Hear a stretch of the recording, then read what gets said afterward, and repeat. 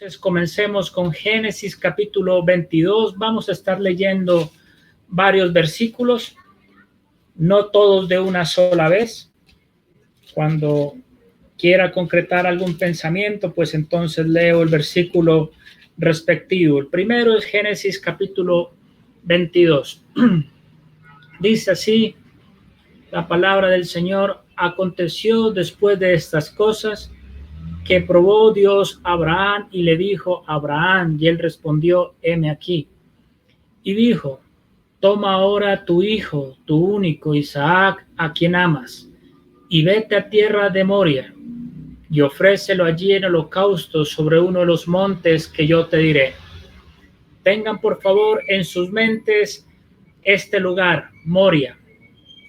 Ahora vamos a Primera de Crónicas capítulo 22. Si usted puede leerlo en su Biblia, hágalo, mi querido hermano, para que después usted tenga mayor facilidad de acordarse también y vaya corroborando lo que aquí se dice. Primera de Crónicas capítulo 22, desde el versículo 28, capítulo 21, versículo 28. Viendo David que Jehová le había oído en la era de Ornán Jebuseo, ofreció sacrificios allí. Y el tabernáculo de Jehová que Moisés había hecho en el desierto y el altar del holocausto estaban entonces en el lugar alto de Gabaón. Pero David no pudo ir allá a consultar a Dios, porque estaba atemorizado a causa de la espada del ángel de Jehová. Y dijo David: aquí estará la casa de Jehová Dios, y aquí el altar del holocausto para Israel. Finalmente, y aunque ahora vamos a regresar al capítulo 22, pero para mi primer pensamiento, Segunda de Crónicas capítulo 3. Segunda de Crónicas capítulo 3 y versículo 1. Comenzó Salomón a edificar la casa de Jehová en Jerusalén, en el monte Moria, que había sido mostrado a David su padre, en el lugar que David había preparado en la era de Ornán Jebuseo. El primer versículo que leímos en Génesis 22, Dios llama a Abraham y Dios tiene en mente probar la fe de Abraham y le pide algo inusitado, algo que escapa a nuestras mentes y a la misma mente de Abraham en ese momento. Y Dios le pidió a Abraham ofrecer a su hijo único, a quien amas. Pero Dios le dijo: yo quiero que ese sacrificio sea en un lugar específico. Y ese lugar específico se llama el monte Moria. Abraham, efectivamente, si ustedes leen el capítulo 22 con detenimiento, en más de una ocasión se va a referir con estas palabras: allí, o va a utilizar esa palabra allí, u otras palabras que dan razón del lugar, en este caso Moria. Entonces, la primera mención del monte Moria es un lugar de obediencia. Ahí es donde Dios pudo comprobar, o aunque él ya lo sabía de antemano, que el corazón de Abraham estaba dispuesto a llegar a las últimas consecuencias con tal de obedecer a Dios. Hubo una obediencia irrestricta, una obediencia absoluta. Usted y yo no hemos sido probados de esa manera. A ninguno de nosotros se nos ha pedido algo como lo que Dios le pidió a Abraham. Pero damos gracias a Dios que Abraham, siendo un hombre mortal como nosotros, demostró su fe por medio de la obediencia. Entonces, el monte Moria en ese caso es un lugar que nos recuerda la perfecta obediencia. Ahora, cuando leímos en Primera de Crónicas 22, es todo lo contrario. David está en la era de Ornán Jebuseo. Esa era de Ornán Jebuseo estaba localizada en el monte Moria. Lo sabemos por lo que leímos en 2 de Crónicas capítulo 3. Pero a diferencia de Abraham, el contexto refiere que David había incurrido en desobediencia, se había envanecido. Abraham en su humildad ofreció a Isaac. David en su orgullo mandó a censar el pueblo. Y los que tal vez llevan un poco de mayor tiempo en el Evangelio y leyendo las Escrituras, saben que David en su orgullo censó al pueblo y vino la disciplina de Dios, no solo sobre David, sino sobre el pueblo de Israel y muchas personas que no tuvieron que ver con el pecado de David fueron muertos o murieron. Pero ese lugar, Ornán Jebuseo, David dice, aquí en este lugar, aquí en esta era, aquí en el monte Moria, no lo dice el monte Moria, sabemos que era ese monte, pero aquí en este lugar va a ser edificado el templo, aquí en este lugar se va a edificar el altar del holocausto. Habían pasado siglos de siglos entre Abraham y David. Ahora pasan años, ya no está David y leemos de Salomón en 2 de Crónicas capítulo 3. Y dice que Salomón comenzó a edificar la casa de Dios allí en el monte Moria, donde Dios le había mostrado a David que debía edificarse.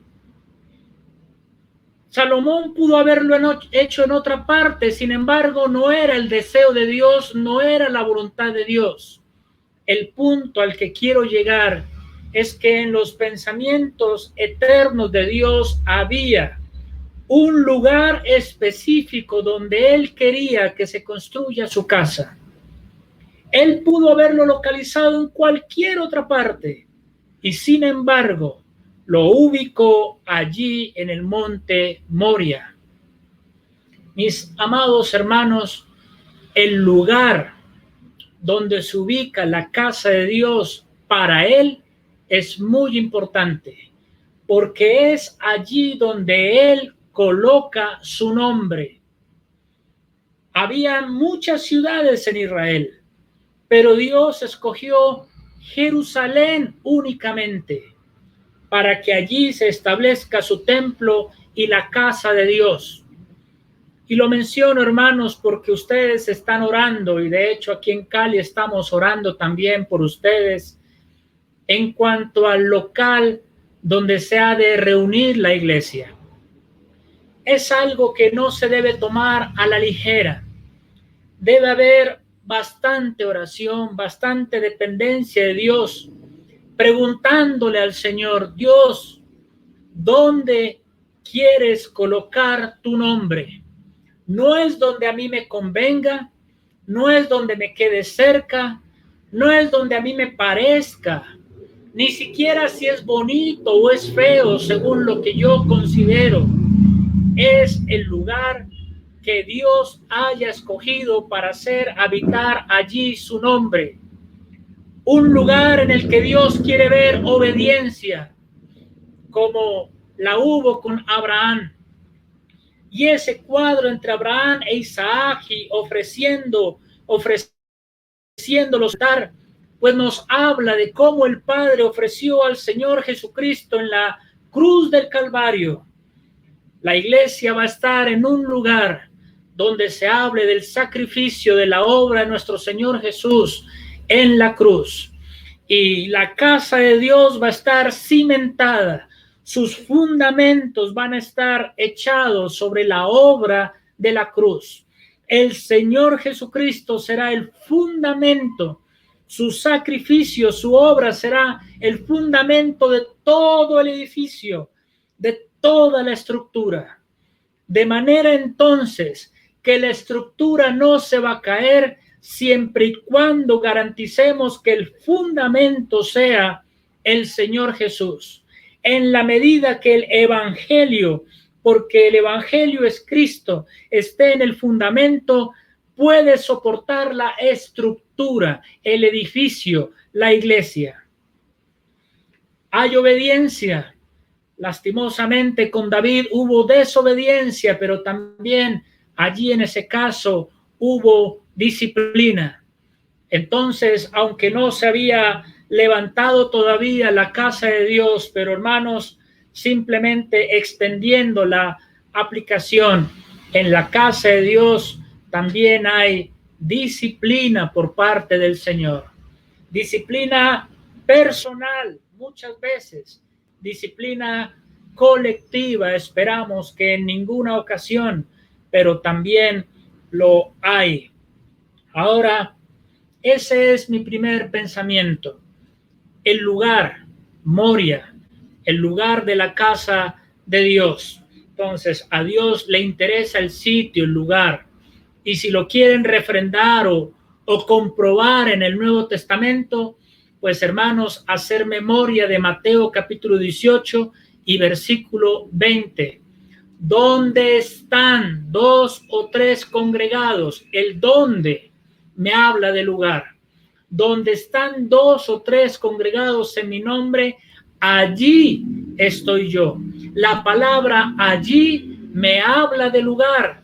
Entonces, donde los creyentes se ponen de acuerdo para congregarse al nombre del Señor, eso es muy importante para nuestro Señor, porque precisamente se trata de su nombre, lo que lo identifica. Ahora, por favor, volvamos a Primera de Crónicas, capítulo 22 y versículo 2. Ya leímos el 1 en cuanto al lugar. Ahora leamos el versículo 2.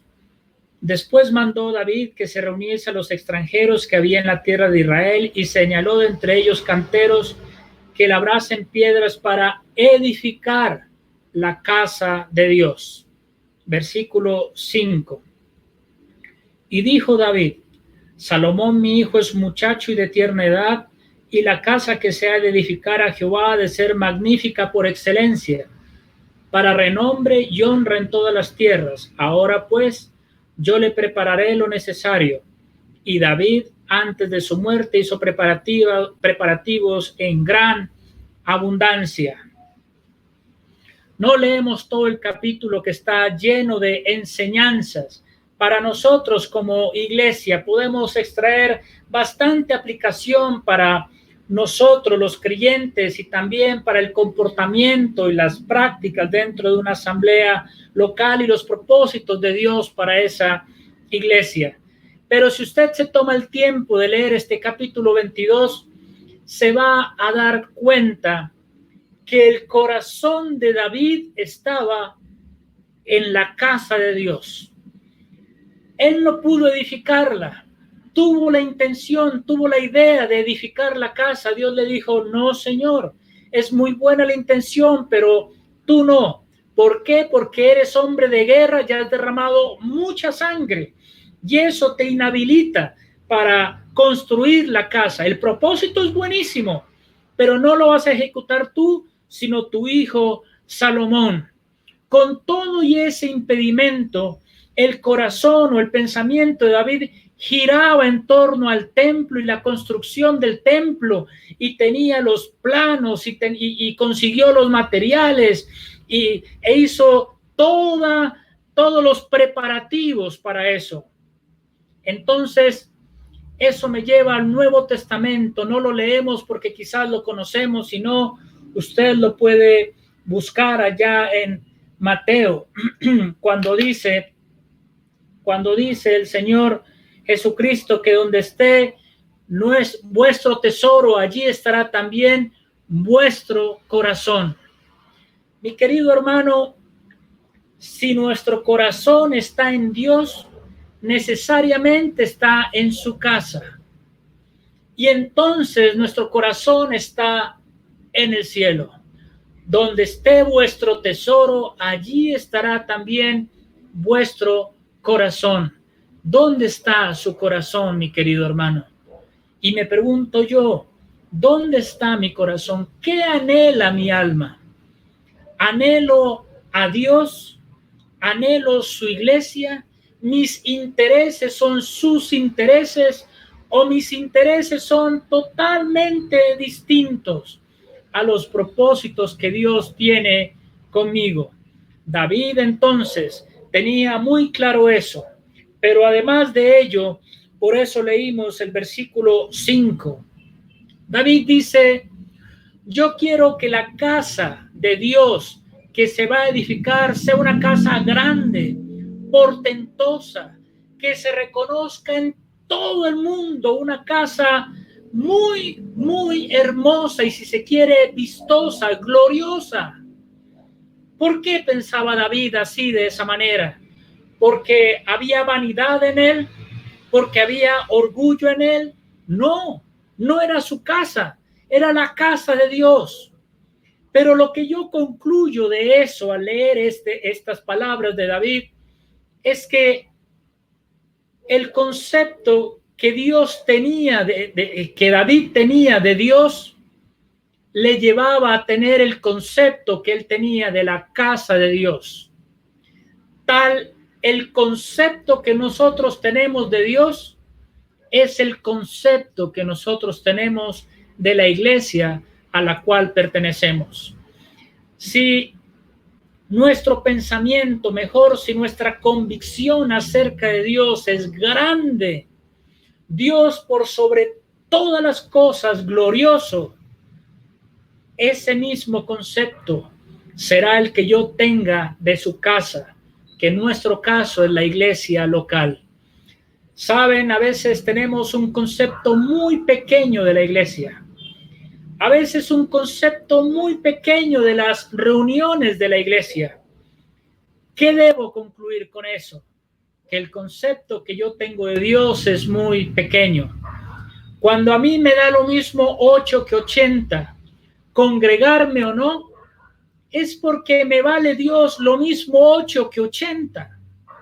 Si Dios es mi prioridad, su casa es mi prioridad.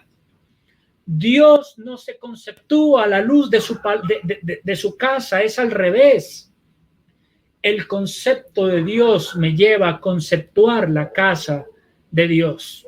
Espero estar siendo claro con estos pensamientos, hermanos. Esto es algo que no se impone y que la medida del conocimiento de Dios no me lo da la inteligencia artificial de la lectura desprevenida de las Escrituras.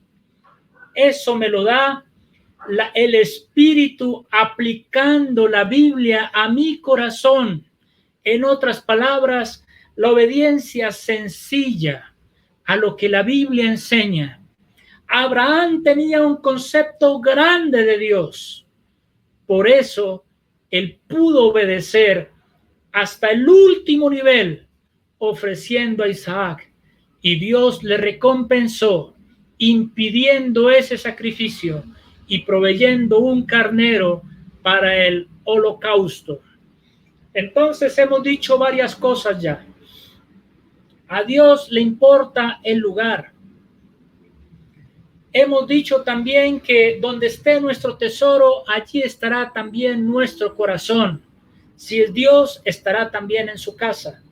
Pero también hemos dicho a manera de principio que lo que pensemos de Dios determina lo que yo pienso de la asamblea o de la casa de Dios. Ahora sí, vistos estos 3 puntos iniciales, quisiera pensar en la casa de Dios. Dice David en el versículo 2 que leímos, en la última parte, que él señaló canteros para que saquen piedras. ¿Para qué? La última parte, para edificar la casa de Dios. Entonces me quiero dedicar algunos minutos a la edificación de la casa de Dios. Versículos, espero, conocidos, que en todo sentido nos puedan ayudar. Vamos, hermanos, a Salmo 127. Salmo 127.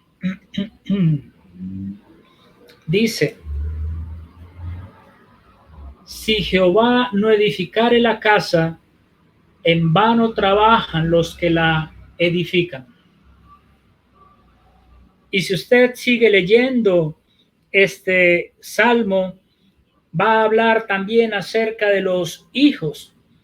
Así que me atrevo a pensar que en este salmo se está pensando en la casa, en el hogar.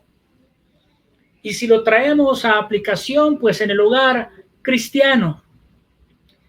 Si Jehová no edifica el hogar suyo, mi querido hermano, si Dios no edifica mi hogar, y en términos más amplios, para no salirme así como tan abruptamente lo que venimos mencionando, si Dios no edifica su casa, su iglesia, en vano trabajan los que la edifican.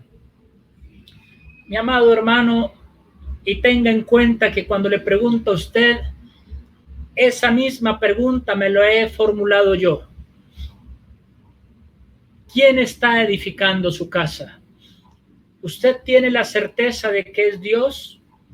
¿Que el Señor personalmente está edificando su esposa, sus hijos, su propia vida? ¿O quizás es usted mismo el que ha despreciado la voluntad de Dios? Yo puedo solo. O quizás no lo ha dicho, tal vez ninguno de nosotros nos atrevamos a decirlo así, de esa manera. Pero cuando desatendemos las Escrituras, entonces Dios no está edificando su casa, sino yo, en mis fuerzas, en mis pensamientos. Ahí vamos, como que no pasa nada grave, ahí vamos, suave. Tampoco hay que ser fanático. Si Jehová no edificare la casa, mi querido hermano, tenga por cierto, en vano trabajan los que la edifican. Estamos perdiendo el tiempo. No estamos realmente edificando. No estamos construyendo para el Señor. Estamos construyendo para nuestro propio bienestar. Y lo menciono porque las familias, el hogar cristiano, son el fundamento, son clave para una iglesia de Dios. Hogares fuertes, iglesias fuertes.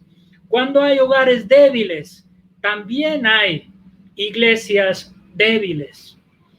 Y lo hablo en el temor del Señor, no porque piense que yo ya soy, o que mi matrimonio, que mi hogar sea un producto acabado. No, tiemblo cada vez que por alguna razón hablo de este tipo de cosas.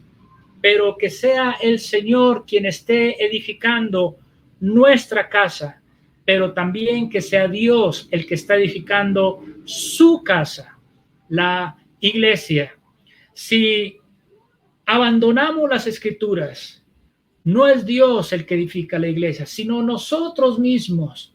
Y en vano estamos haciendo todo eso. Esfuerzos vanos que no traen gloria al Señor, y en el tribunal de Cristo todo eso se va a caer. La edificación. Ahora, Primera de Timoteo, por favor, versículo, quizás este sí más conocido. Primera de Timoteo, capítulo 3 y versículo 14. Porque estamos pensando en la casa de Dios. David quería edificar, la palabra la leímos, edificar, capítulo 3, versículo 14. Esto te escribo, aunque tengo la esperanza de ir pronto a verte, para que si tardo, sepas cómo debes conducirte en la casa de Dios, que es la iglesia del Dios viviente, columna y baluarte de la verdad. Esto sí ya no es a manera de aplicación, esto sí ya es doctrina y práctica para la iglesia, dejado directamente a nosotros. Pablo estaba en otra ciudad, Timoteo en Éfeso, y Pablo le dice que le escribía o que le enviaba esa carta para que si por alguna razón Pablo demoraba en llegar, Timoteo supiera cómo debe conducirse o cómo debía conducirse en la casa de Dios. Pablo tenía algo claro: la casa es de Dios y por tanto la conducta en la casa de Dios es especial. No es cualquier comportamiento, no es la conducta que yo tengo en mi casa, es la conducta de la casa de Dios. Entonces Timoteo debe saber cómo conducirte. Y por eso le escribe esta carta y le da una serie de instrucciones personales, pero también a nivel de iglesia local para que sean puestas en práctica en una asamblea, dando por sentado que la asamblea no se reduce a las reuniones. Las reuniones son una expresión visible de la iglesia. La iglesia la componemos nosotros, piedras vivas. Esas piedras vivas no dejan de serlo cuando salimos del local de la iglesia. Pablo, entonces, vean ustedes, y con esto voy llegando a un tema más específico en cuanto a la iglesia local y la conducta en la casa de Dios. Capítulo 2, versículo 8. Quiero pues que los hombres oren en todo lugar, levantando manos santas, sin ira ni contienda. Mis queridos hermanos, hay hombres, habla de varones. La palabra que se utiliza ahí es para hablar de varones. Dice Pablo, quiero que los hombres oren en todo lugar. Y sabemos por las escrituras que nuestras hermanas no toman la vocería en la oración en una reunión pública, pero sí los hombres, levantando manos santas. ¿Cómo está nuestra conducta, mi querido hermano, hermana? O bueno, estrictamente con los varones. ¿Estoy viviendo en santidad? ¿Qué tal mis pensamientos? ¿Qué tal mis sentimientos? ¿Qué tal mi vida en general? Para que cuando sea el momento en una reunión pública pueda orar yo con manos santas, no levantando las manos santas. La idea es con obras santas, sin ira, que no hayan conflictos en mi corazón respecto de algún hermano o de alguna persona. Le tengo como pereza, fastidio, algo que me impida orar sin ira. No. Saneado, estando en paz, tranquilo, ni contienda, sin contender con Dios. Es decir, cuando voy a orar, no debe haber dudas en mi corazón respecto de lo que le estoy pidiendo a Dios, sino una fe absoluta, sin contienda, sin contender con Dios respecto de lo que Él puede hacer y respecto de su voluntad. Pero aparte de eso dice, asimismo, quiero que las mujeres, versículo 9, se atavíen de ropa decorosa, con pudor y modestia, no con peinado ostentoso, ni oro, ni perlas, ni vestidos costosos, sino con buenas obras, como corresponde a mujeres que profesan piedad. Entonces, a los hombres se nos pide algo que nos es difícil, la oración. Por experiencia se ve que hay más mujeres entregadas a la oración que hombres entregados a la oración, aunque es el diseño divino que lo hagamos los hombres en público. Pero a las mujeres se les pide no la oración, se les pide sí en cuanto a su vestido. Estamos llegando a esto, hermanos, porque estamos hablando de la casa de Dios, del lugar y todo lo demás, y como Dios es importante para mí, lo es la casa para mí, y como la casa es importante para mí, entonces el comportamiento en esa casa es importante. Y Dios dice, el comportamiento que yo exijo para mi casa es que los hombres oren, y lo que yo exijo en mi casa es que las mujeres se atavíen de ropa decorosa y lo que acabamos de leer. Ya ustedes conocen mucho más que yo respecto de este tema. Pero no acaba allí el asunto. Dice Dios, versículo 11, La mujer aprende en silencio con toda sujeción y da la explicación de por qué la mujer no debe enseñar, sino estar en silencio.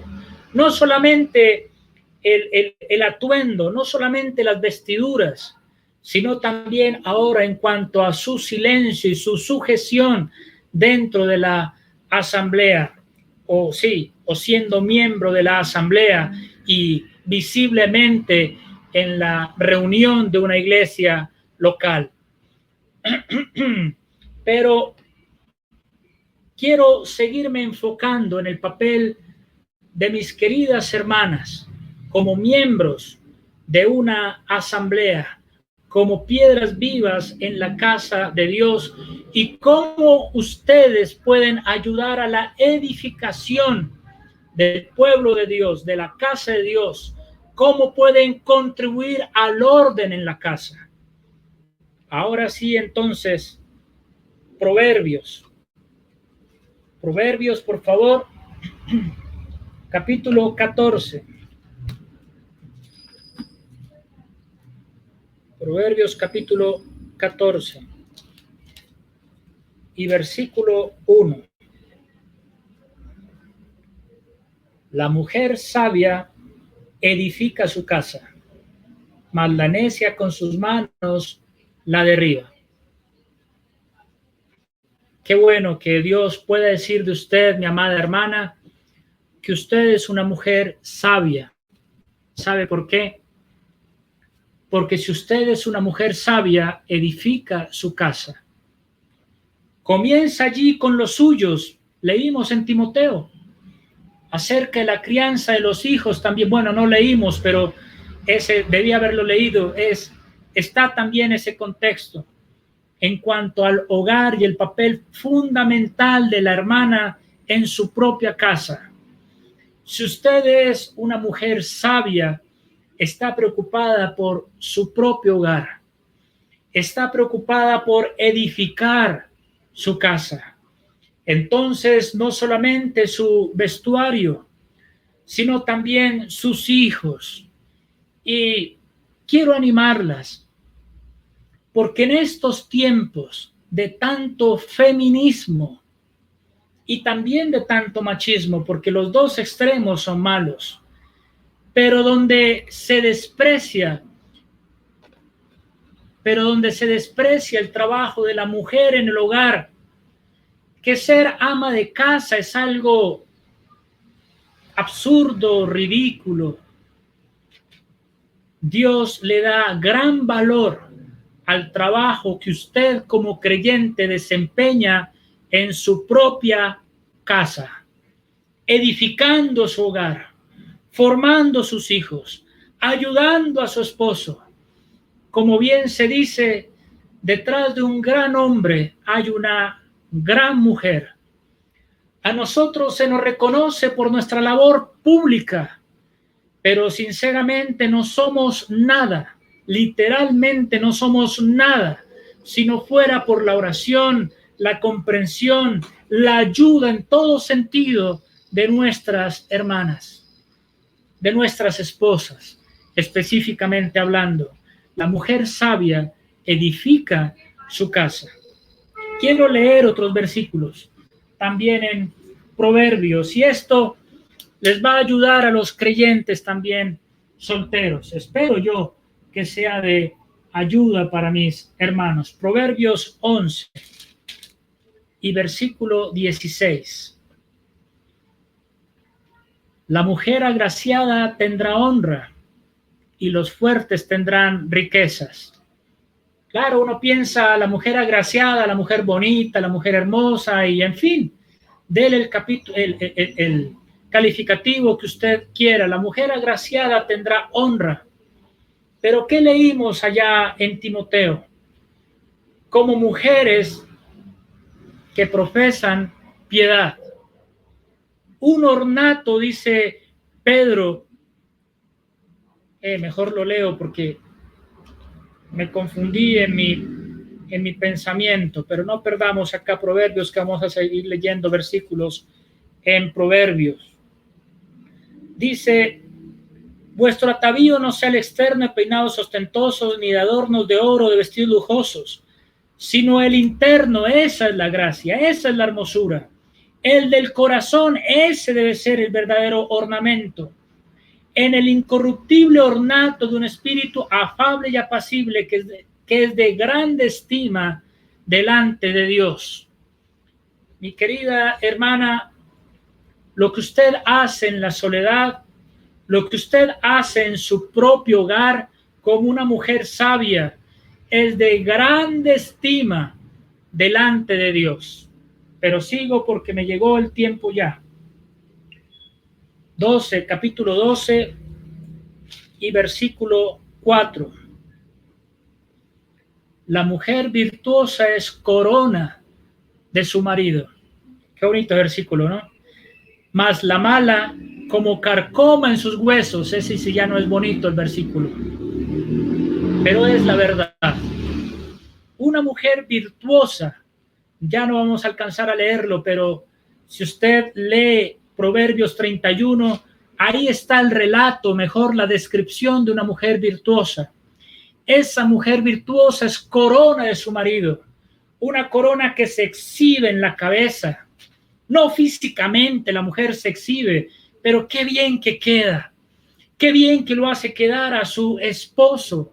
Nada más feo que una esposa criticando a su esposo, pero qué bonito cuando una mujer es virtuosa, cuando la creyente es virtuosa y hace resaltar al marido. No tanto por lo que el marido es, sin duda debe tener también cualidades cristianas, espirituales, pero cuando eso se complementa con la labor de la mujer, la conducta de la mujer, de su esposa, es corona de su marido. Cuando es al contrario, es carcoma los huesos. Imagínense, algo que carcome por allá, un dolor en los huesos, duro. Por eso decía, espero que esto les ayude también a los creyentes solteros. Por favor, 19:14 de Proverbios.